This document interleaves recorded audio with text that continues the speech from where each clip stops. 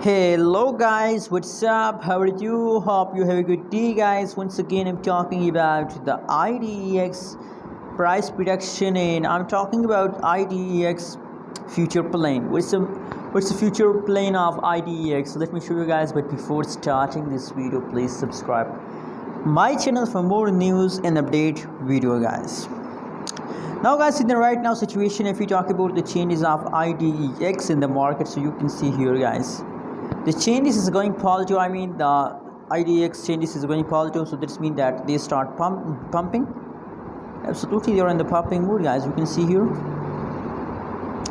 But that is last 24 hours price chart, and in the last 24 hours, just first 12 hours the price pump, in last 12 hours the price dump, guys. In the right now situation, now sometime the price trying to jump, but sometime price trying to down. You can see here, sometime price change is positive, sometime price change is negative, guys. So my personal prediction about IDEX is that, guys, that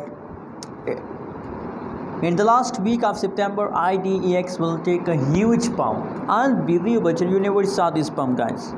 So get ready for a huge pump. Hope you like this update video, guys. Don't forget to subscribe channel for more news and update video.